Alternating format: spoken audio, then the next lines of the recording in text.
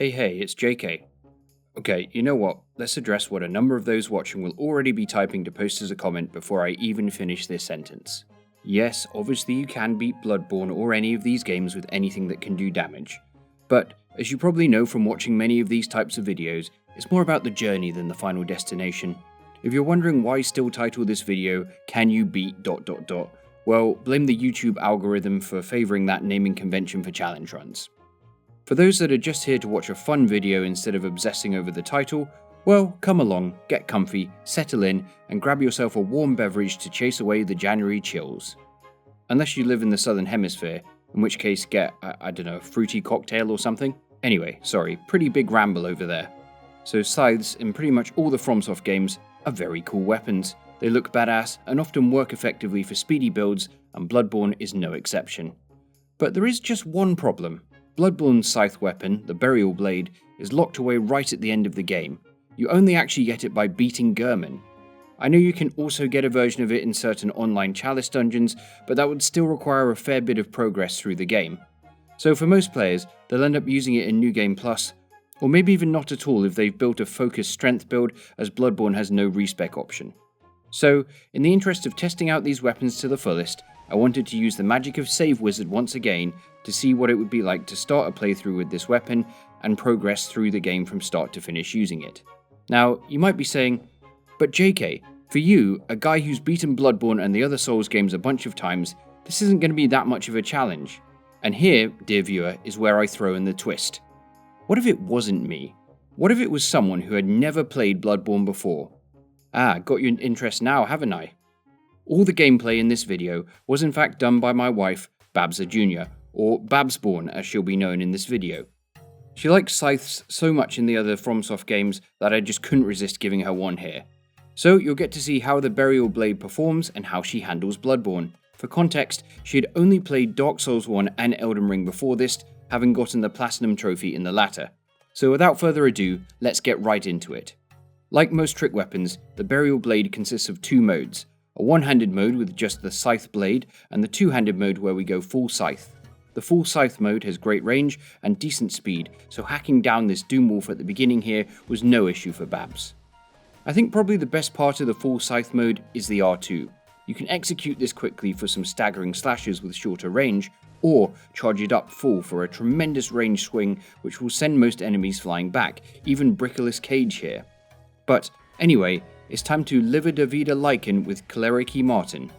What, you think just because it's my wife doing the slaughter that you weren't going to get these kind of jokes? The charged R2 with the Scythe easily deals the most damage, and the range actually allows you to smack Cleric Beast in the face if you time it right. The charge up for it isn't too long, so dodging behind Cleric Beast usually allows time to charge it up and let it swing. Catching Cleric Beast with it while it moves is even better damage-wise. It can still be a bit of a long fight, but some classic Bloodborne style aggression at the end gives Babsborn her first boss victory.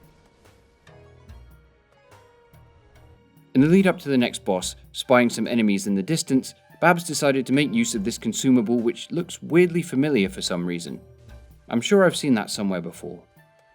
As you can see, we grab some better armor and also some bloodstone shards to get the scythe nicely upgraded. So next up is Father Gascon.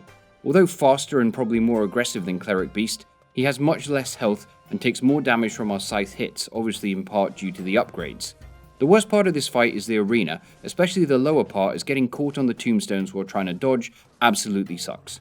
But otherwise, this fight went pretty quickly, and the discovery of some new moves like the overhead L2 help us to outlast this boss. It seems he ran out of gas at the end. Gem Workshop in hand, Cathedral Ward is entered, and the true Babsborn begins here. After having a ball with this giant, embracing Geminism, and getting the first of many personal space invasions of this run, it's time to decide what to do next. There's many routes to go now, but easily the one with the most beneficial upgrade materials is Hemwick Charnel Lane, allowing us to get the scythe up to +6. There's also the Lake Rune, and of course the Wicks of Hemwich. Initially, Babs took out many of the cemetery shades because she really just enjoys killing things, but soon realised the gimmick of this fight and went to town on these hunchback hags. Unfortunately, with the second witch one hit from death, the first managed to paralyse Babs for enough time to allow the second to revive, but of course, this was only a minor annoyance for her as she was able to hunt both down and demonstrate her dominance as the Scythe Wife. Old Yharnam is definitely the next logical step, and a fight with one of the more durable NPC style enemies at this point in the game. The range of the Scythe is really great for catching him as he dodges, the R1 dodge follow-up is especially good, and of course the charged R2 helped to keep him at a distance. Dura drops, and this area is now a little safer to traverse. One place that definitely isn't safe though is the Blood-Starved Beast boss room. This boss can present quite a challenge for new players, often catching them off guard with wild-looking attacks and constant poison. The thing that caught me off guard though is that the charged R2 of the Burial Blade actually knocks the beast down, which is pretty handy. Although the charged R2 has a long reach, sadly it's not quite long enough to outrange the poisoning. But with the amount of damage we're able to do, the beast doesn't survive for much longer, and in a theme that would continue along this playthrough, my wife first tried a boss that killed me plenty on my first Bloodborne playthrough. Happy Scythe, happy wife it seems. So it was time to introduce Babs to everyone's favourite part of Bloodborne, the Chalice dungeons. There's nothing too eventful here really. These initial bosses are pretty easy, but don't worry, we'll be back. For now, we've got a mandatory boss that needs killing, so it's time for some reindeer games with Vicar Amelia. I know I keep raising this point, but the range of the charged R2 really can't be understated. It's able to hit Amelia right in the face on some occasions, which was really satisfying to see. This was definitely a tougher challenge just because of the huge HP pool she has, as well as the fact she takes up the whole screen at points, making it difficult to see what's going on. But you just can't argue with that damage. A series of limb breaks at one point especially allows an onslaught of Scythe strikes to rain down, and with some final strings, Amelia is vicaried off to the afterlife. Not quite first try, but 3 or 4 attempts was all it took. Here's a look at the current stats by the way, skill is getting pumped up nicely. For a bit of variety from just R2s, Babs gave the one-handed mode a whirl, dealing some pretty nice fast damage, taking out this big guy with relative ease.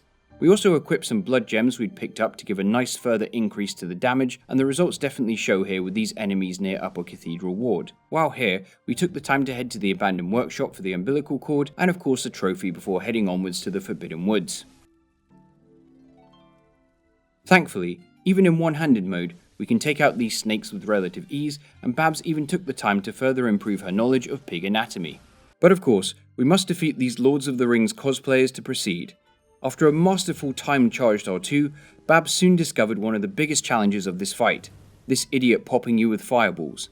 With some swift assaults, she was able to bring down the mage without too much issue, leaving Samurai Jack and Candle Jack. Hit me up in the comments if you know where Candle Jack is from. Samurai Jack's annoying long-range strikes were important to eliminate from the picture. R1 seemed more viable here just because of the ability to stagger these guys with each hit, and once it was down to just Candle Jack, this fight was elementary, and this boss again falls on the first encounter. I wonder if this will continue? Unfortunately no. Easily the most challenging boss for our heroine so far was Rom the Vacuous Spider, causing double-digit deaths. The first part of the fight is without issue, kill the spiders and attack Rom, but phase 2 and Rom's magic attacks along with the spider gank proved to be quite an annoyance. On the winning attempt, we utilised the Beast Blood pellet strat at the start, and somehow managed to interrupt Rom's teleport for massive damage before the second phase. But this next part proved tricky. Up until this point, Babs had been very used to locking onto bosses, and here locking on actually makes this more difficult. Babs was patient though, executing a hit and run strategy, going for just running attacks and an occasional uncharged R2. Rom's attacks here can absolutely nuke your health, so patience was key, but in the end, Babs spied her opening and went in for the kill. This was great news because now we could enter Yahar'gul and snap up some bloodstone chunks in the area, meaning the burial blade is now +7. Before we delve deeper here though, how about a few more chalices?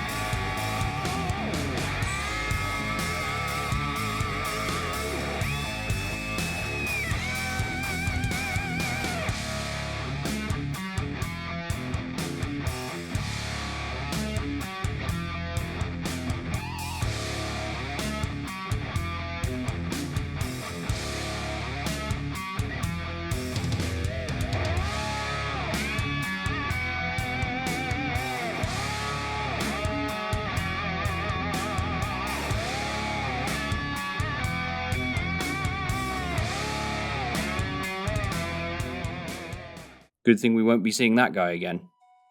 Anyhow, with a bit more chunk gathering in Yahar'gul, we can get the Scythe up to +9 and now take on the worst boss in the game. At least it has limited movement. Like pretty much every person that fights this boss, the main issue is this falling corpses attack just because of how insane the damage is. We stuck with the one-handed R1 attack here just for the speed of weaving in and out and avoiding being locked into anything that meant a danger of having a bunch of body parts fall on our head. The good news is that the Burial Blade is much better at staggering this boss than the Kos Parasite was, and although it did get a little close near the end due to the previously mentioned tumbling viscera, she was able to bring it down on her first attempt. Having acquired the key for Upper Cathedral Ward in Yahar'gul, the decision was made to venture up into this terrifying area. When you venture in here, these doom wolves descend from the chandelier. Surviving the initial assault, Babs soon figured out their weakness: narrow doorways. She even channeled a bit more JK leads before using the range of the charged R2 to strike them through the door. I'm not sure how this one got up there, but anyway, doom wolves defeated. One thing Babs was not a fan of was octopus men. After an unbelievably hairy situation with two of them attacking her at once, Babs somehow escaped to the balcony and managed to take her revenge, giving them in Scythe instead of in sight. Time now for the blue crew. Babs slaughtered a lot of these guys before realizing that the main health bar wasn't going down much. Upon finding the real one, the damage was good enough to initiate phase 2 in just a few hits. It's pretty easy to get ganged up on in phase 2, but the charged R2 does a great job of keeping the little ones at bay while also damaging the big daddy. Thankfully, it doesn't take too many hits, and the speed and range of the Scythe is enough to send these emissaries home. They blew their chance here, it seems. Unaware of Ebrietis at this point, Babs went on back to the area after one reborn and entered the Nightmare of Mensis to face off with a being of untold annoyance, Miko Trash, the host of the Nightmare. Phase 1 is the usual walk left and right with attacks here and there, and Phase 2 is an annoying chase followed by him spamming Call Beyond in a small room, so we had to prepare to grit it out and... Hold on. He just went to the left here. He almost never does that. Well, you know what that means.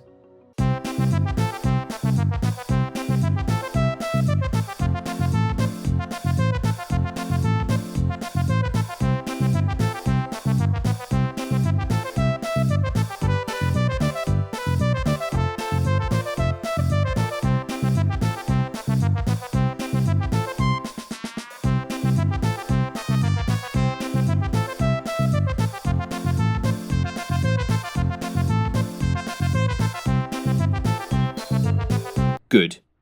Well anyway, grabbing the iron door key and moving forward meant Babs now found what she had been craving, a really good farming spot.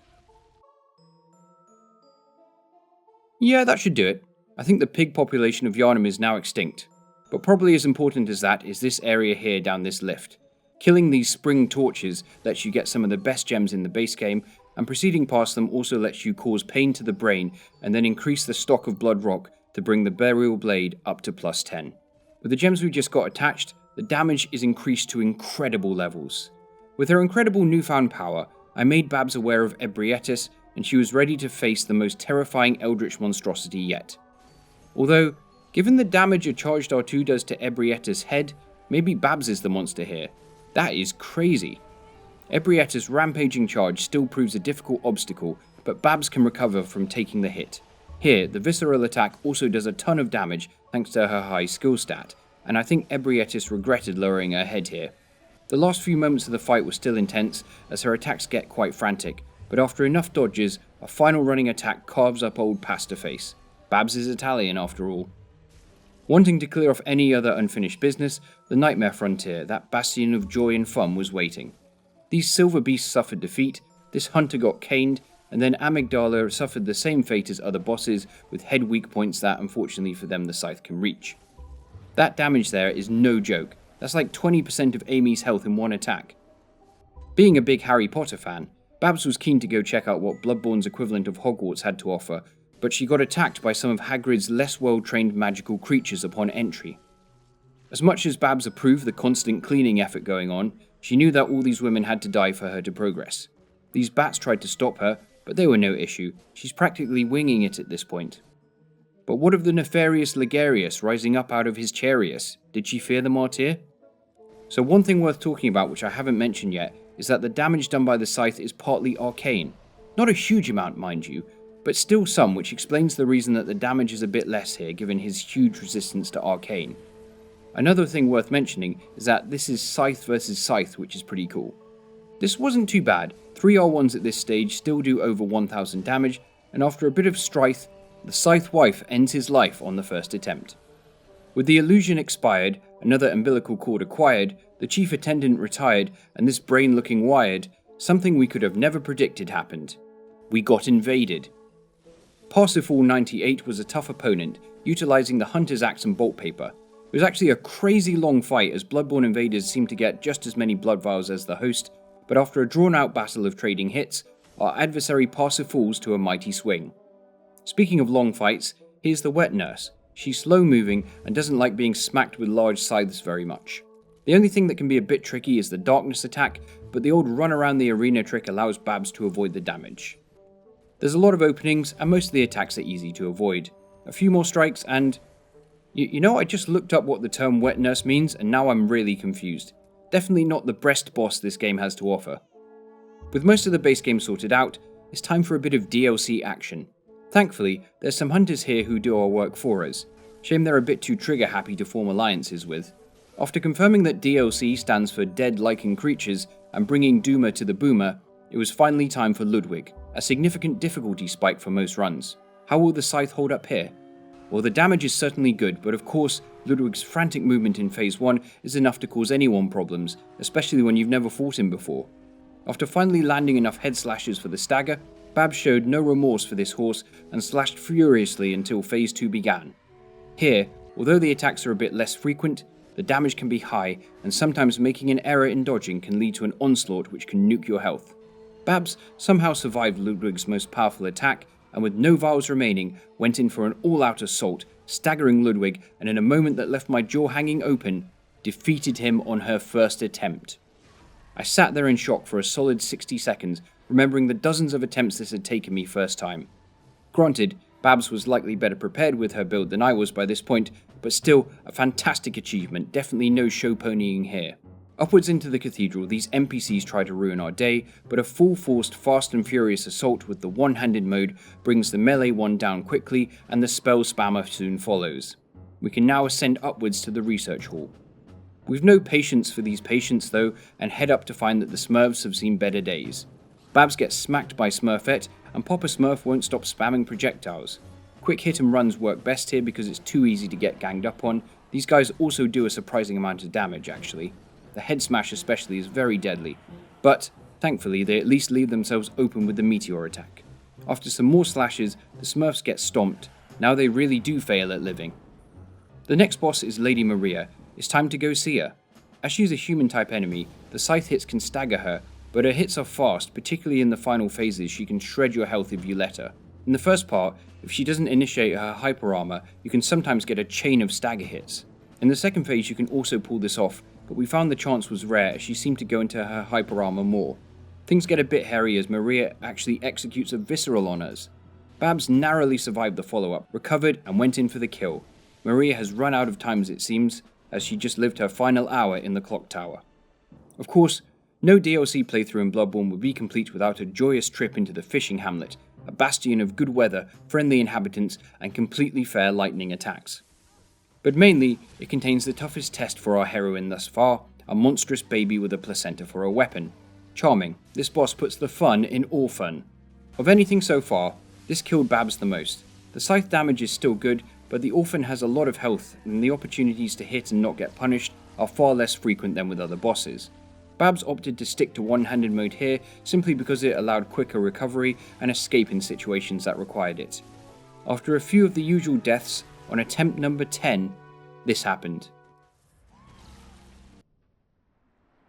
A Norfolk night, the world is cold. We stand surrounded, we are not alone. Within my reverie, there's holy light. Without a number, we stand and fight. A Norfolk night, the world is cold. We stand surrounded, we are not alone.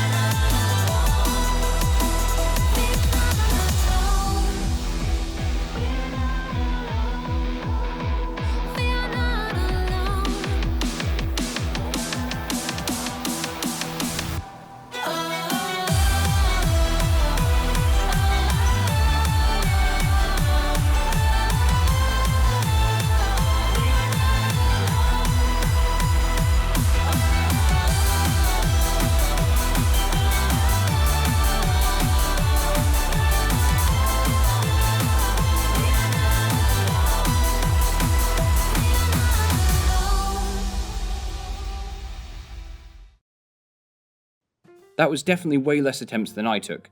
After sending Orphy K on his merry way, there were still a few more things to clear up before Babs finished the game, starting with Jennifer Lawrence, the first vicar.